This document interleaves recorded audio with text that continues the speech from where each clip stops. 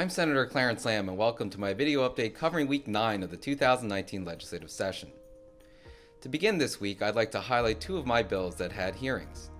First, SB 312 is a bill that will prohibit life insurance companies from discriminating against people who have purchased naloxone. Naloxone is a drug that saves lives by reversing opioid overdoses and has been so crucial in preventing overdose deaths that the state has allowed anyone seeking to purchase naloxone to do so without a prescription.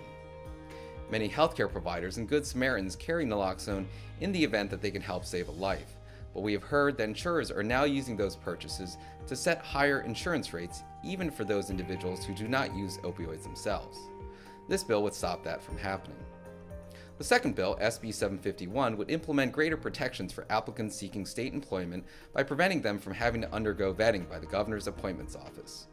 Several of my legislative colleagues and I have heard from current and past state employees, as well as applicants, that the Appointments Office is involved in the routine hiring and promotions of state employees. I believe that this is not only inappropriate, but potentially illegal, and could lead to politicization of the hiring process.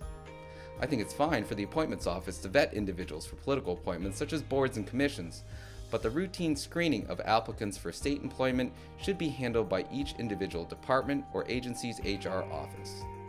If you're aware of this practice or have concerns that you would like to share, please contact my office by phone or email. I assure you that we will maintain anonymity and confidentiality for those who reach out. In other news, here's a quick rundown of bills that are making their way through the House and Senate chambers.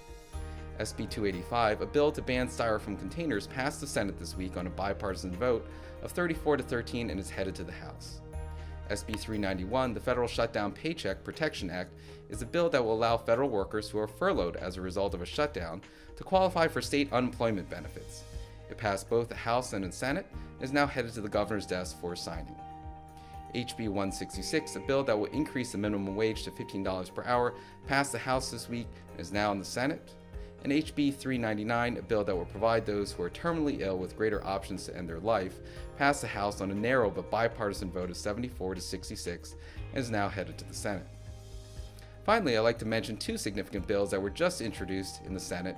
SB 1000 is a bill that will eliminate the Handgun Permits Review Board, an outdated entity created in the 1970s and comprised of citizen appointees to review the decisions of the state police for conceal and carry permit requests.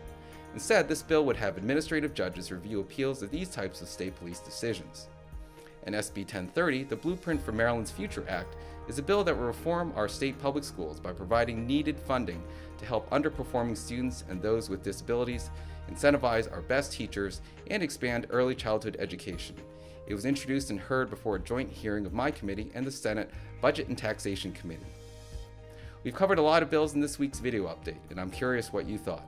Please leave your comments below, and remember to like our Facebook page or subscribe to our YouTube channel to receive notifications of these weekly videos as they are released. Thanks, and I hope you'll tune in next week.